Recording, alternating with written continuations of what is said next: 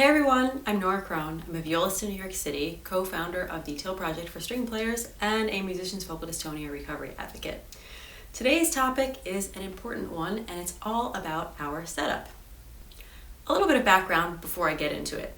If you're new here, you may wish to check out some of my previous videos where I explain more about the process that helped me recover from dystonia.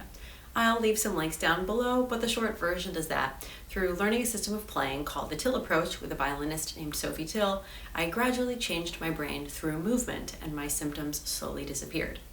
After a couple of years of regular lessons, I returned to professional playing, and now I have the great privilege of assisting others, primarily violists and violinists, in their recovery. Okay, so let's talk about setup. Setup is a foundational element of any kind of injury recovery, and of course that includes dystonia. And the basic premise here is that whatever setup we're using needs to allow the body to operate according to its design, meaning that it allows the body to conform to its basic structure and ideal range of motion. So this is probably rather obvious, but for upper string players, this means that the particular combination of chin rest and shoulder rest that we're using is paramount. It also means, and this is very important, that there is no one-size-fits-all solution. We would find it very strange if a teacher insisted that we all wear the same size shoes, right? And in fact, we'd probably just ignore them. So why would we let our teachers insist that we all use the same shoulder rest or chin rest, or no shoulder rest, no matter the size and shape of our body? Now, I know not every object that we interact with in life can be adapted to our dimensions, but if we're going to be using it for 4 to 5 hours a day, if we can customize it, and we're likely to be uncomfortable if we don't, then why wouldn't we? When evaluating your setup, the first basic principle to observe is that when the instrument is resting down on the shoulder area, the head should be able to rest down comfortably within its medium range of motion. So that means that the head shouldn't be dropping down too far or needing to pull forward or twist in an effort to secure the instrument. It also means that the shoulder should not be pulling upwards in order to take up more space and secure it. If when you put your instrument on your shoulder with a totally neutral head, neck, and shoulder, there is a really big gap between your jaw and the chin rest, you might consider adding some height. So when adding height, we have two options: above the instrument, so chin rest, and below, shoulder rest. And there are no hard and fast rules here. However, adding height under the instrument will of course make the instrument higher, which might not be as comfy for our bow arm. On the other hand, the shoulder and head need to be free to move under and on top of the instrument as the arm moves. So if the setup is so high that it forces us into kind of a locked position in the head, neck, and shoulder, that's also not good. So what does this have to do with pain and injury? And dystonia, of course. If our setup isn't right, the instrument holding mechanism will not be right, and something else in the arm will have to compensate.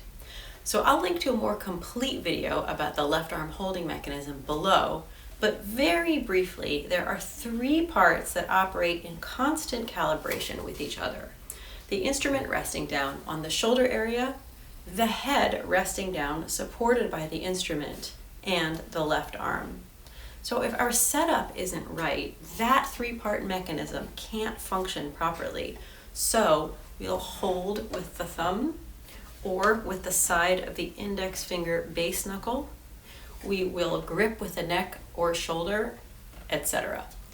And these compensations then cause a cascade of other problems, such as twisting, stretching, isolating, and so on. Cue pain and injury. One detail about upper strings that's really worth highlighting is that an ideal setup does not necessarily make the instrument parallel to the floor. In fact, its relationship to the floor doesn't matter at all. If you pay attention to the way that we hold and touch everyday objects, you'll notice that we don't typically have aesthetic considerations of whether we hold things parallel to the floor or straight to our arm or leg.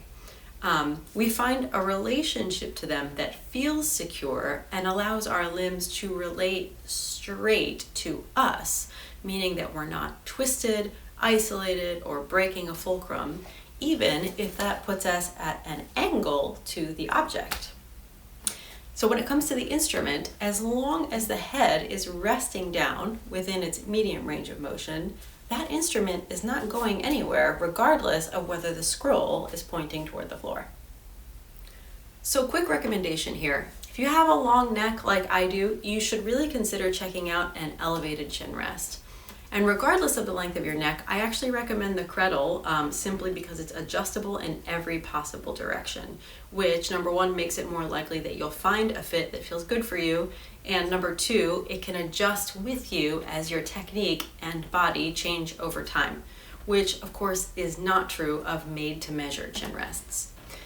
If you don't have a long neck, don't worry, it comes with posts of different sizes. I just happen to use the longest one. Now, I know a lot of my viewers do not play violin or viola, and while I'm certainly not qualified to comment specifically on other instruments, it is well worth observing the ideal structure and range of motion for various parts of the body, and noting whether your setup allows your body to remain neutral and balanced to itself or not. For all of you non-bowed string players out there, it might actually intrigue you to know that chin rests and shoulder rests are only an invention of the last century or two. So if you need to do some pioneering in the way of equipment changes for your instrument, I say go for it. You might get some weird looks at first, but in 100 years or so, you'll be in the history books and everyone will be the better for your experimentation. All right, that's it for today. If you liked this video, please give it a thumbs up and share it with anyone you think could benefit. If you want to know more about dystonia recovery, you can subscribe to my channel, and if you want to know more about healthy string playing in general, you can also subscribe to the Till Project. I'm Nora Crone, and my website is www.noracrone.com. Thanks everyone, see you next time.